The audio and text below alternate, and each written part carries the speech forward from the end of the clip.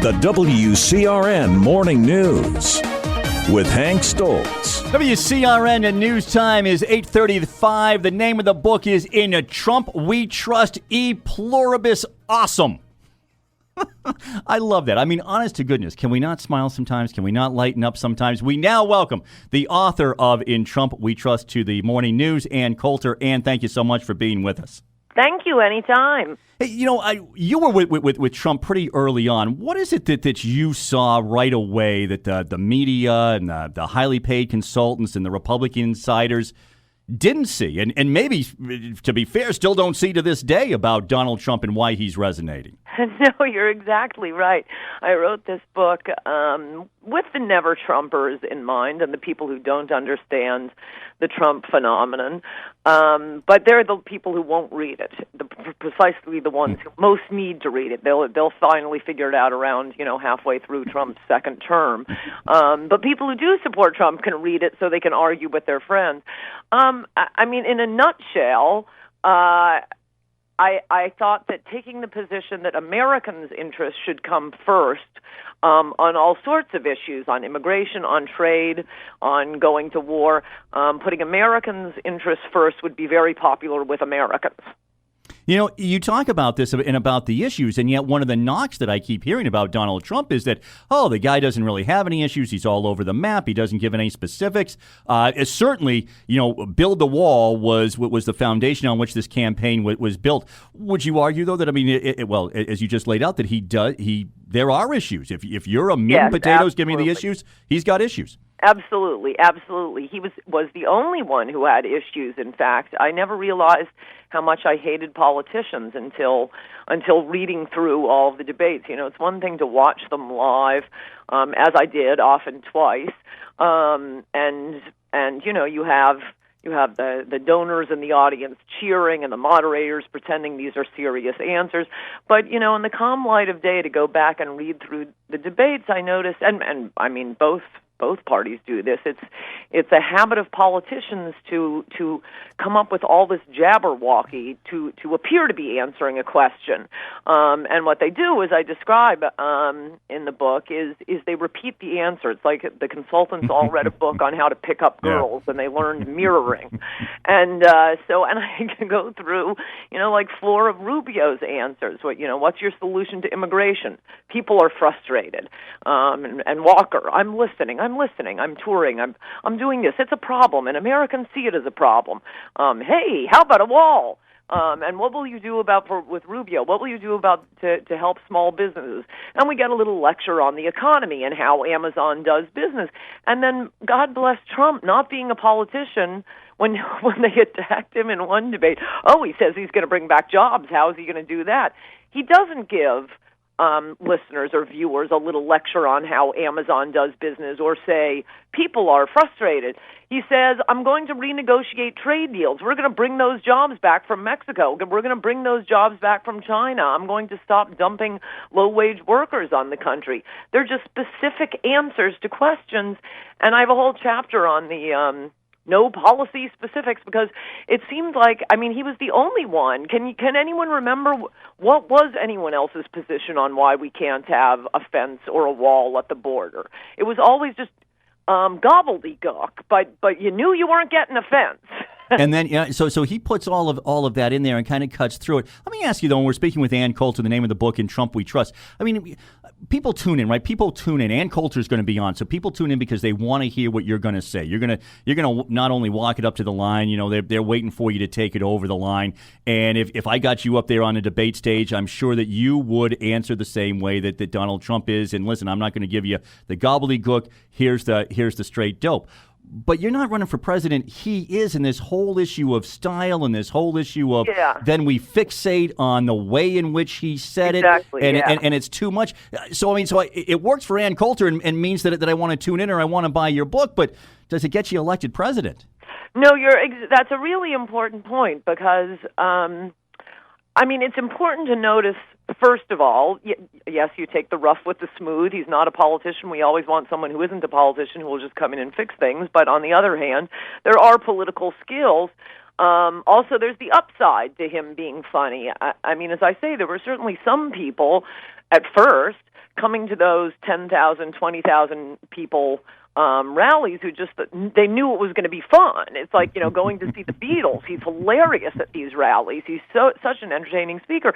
And so they listen to him in part, or maybe they bring their friends who just think, well, this isn't going to be another boring political speech.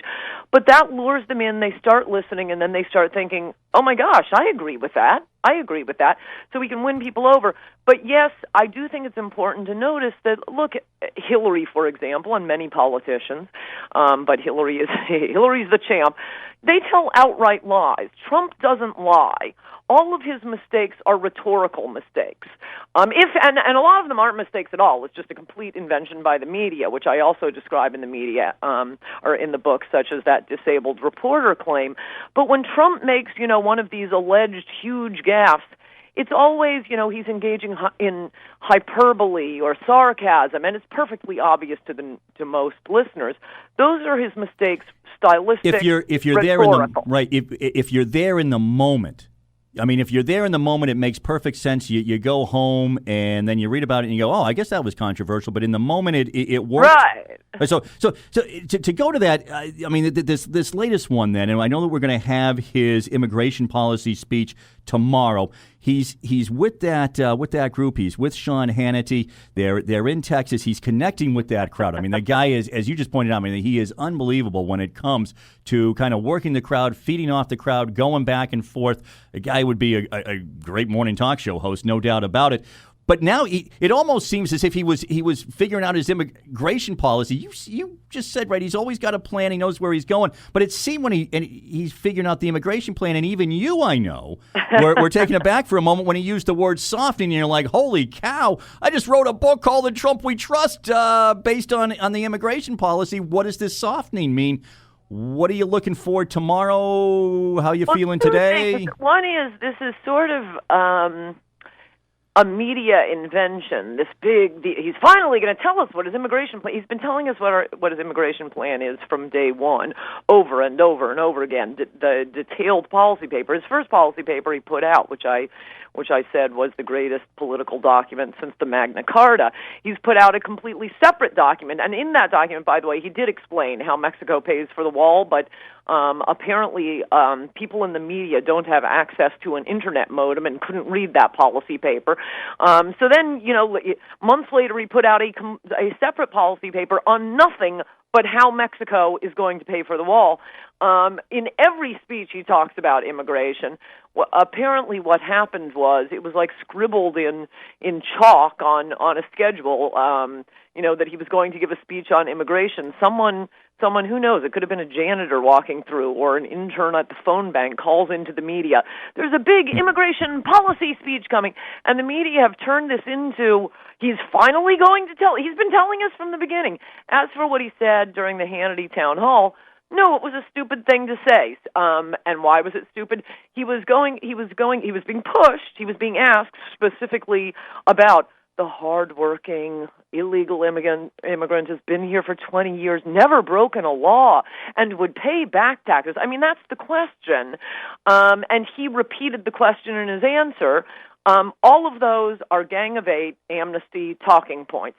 That illegal aliens will not pay back taxes for the simple reason that none of them make enough money in order to owe taxes. When politicians start talking about illegal aliens paying back taxes, what they mean is the illegal aliens get huge checks from the United States Treasury in the earned income tax credit.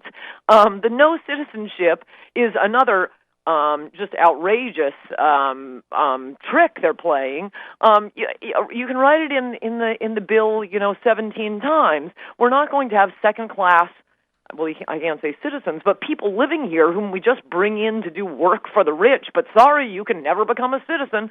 I mean, a court would knock that down in 10 seconds, so it's supposed to lure people into, okay, well, this won't be giving the Democrats another 30 million voters unfairly.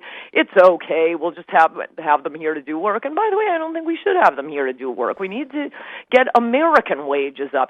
But anyway, he fell for the Gang of Eight talking points. he's made mistakes before. In one of the early debates, the CNBC debate, just out of, I don't know, he's a nice guy, yeah.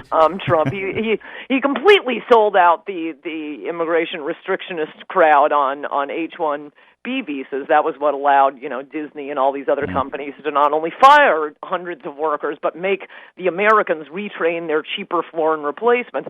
The next day he issued a clarification. I mean, this is just getting very frustrating for people who care about the country and the fact that we are dissolving our borders here and will no longer be America, that we're always fixated on the hard cases.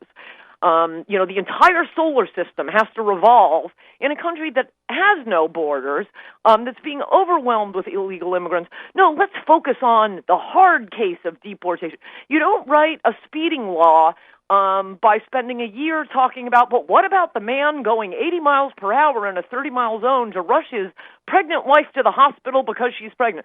No, write the law.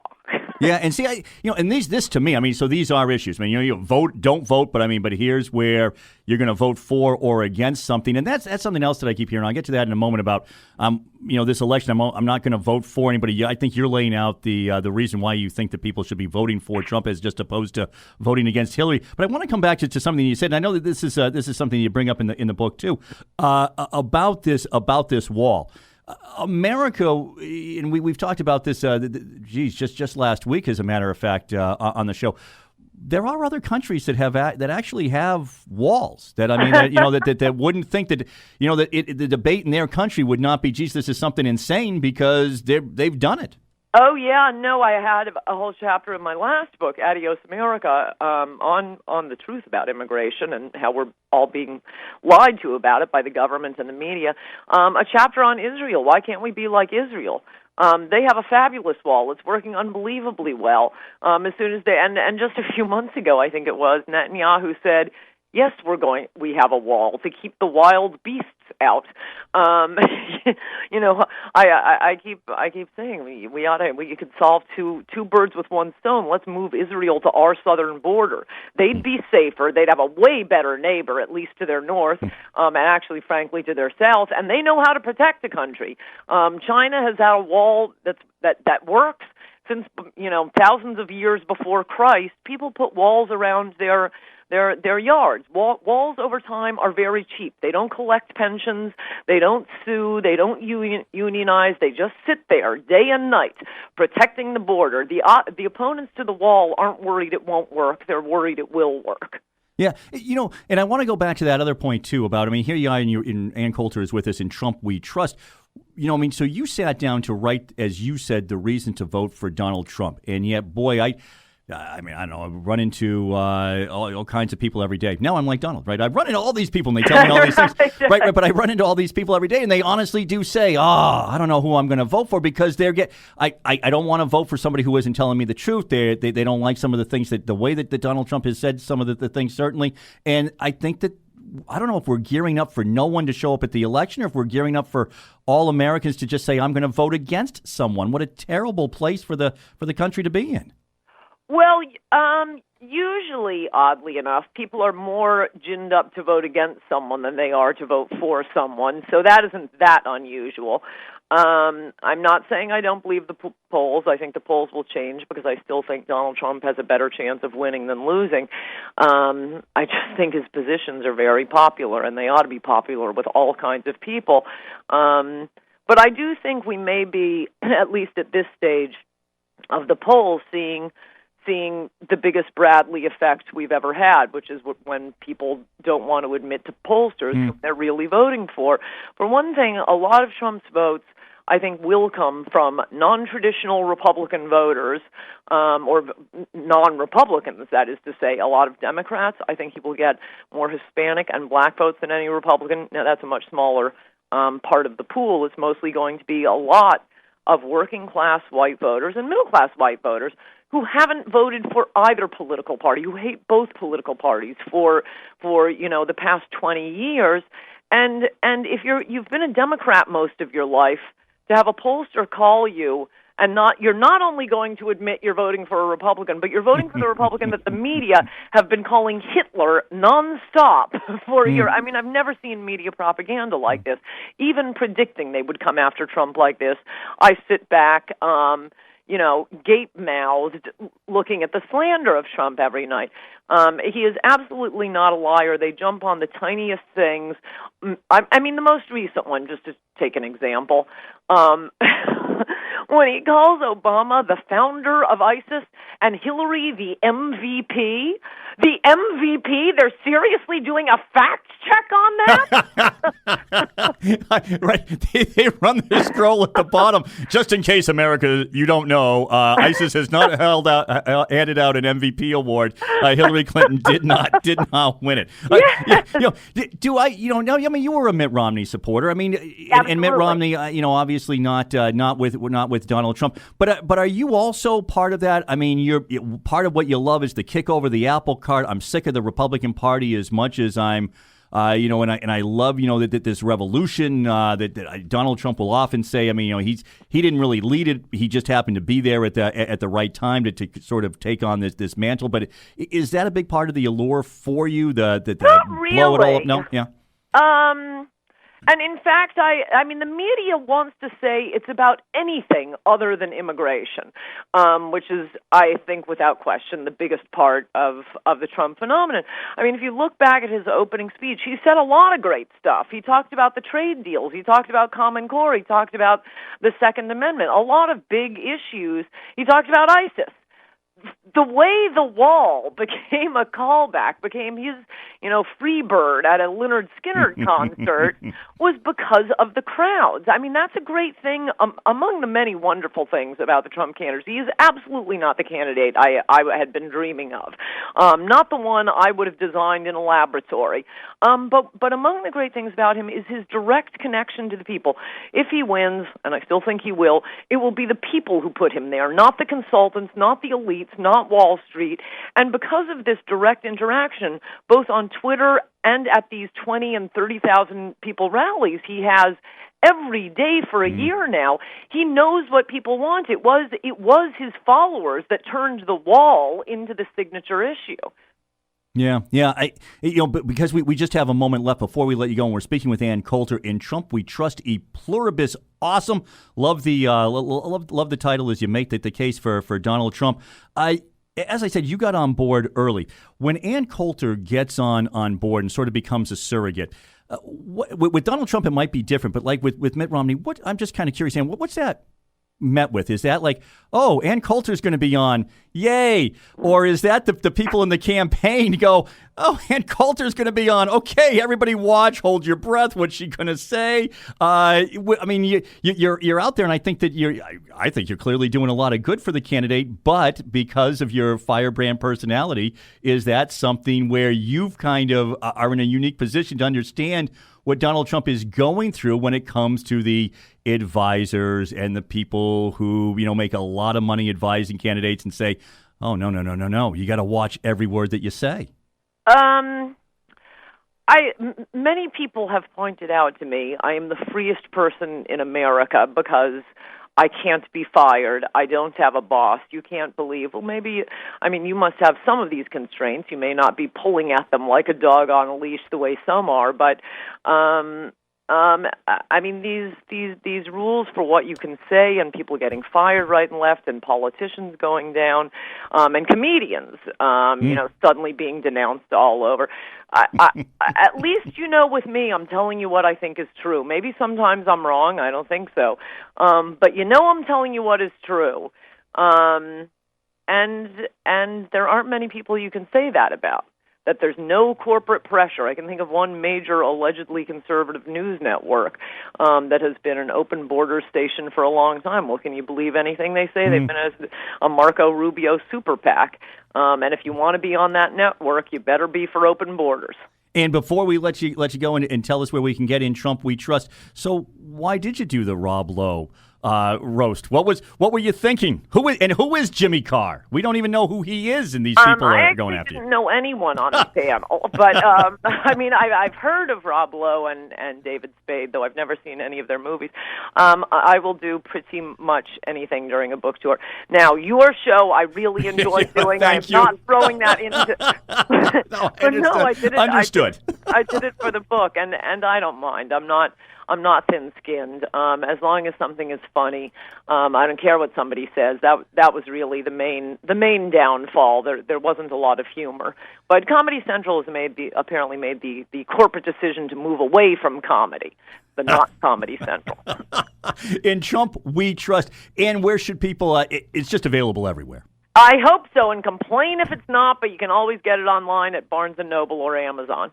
Ann Coulter, thank you so much for joining us this morning. Good to talk to you. Thank you.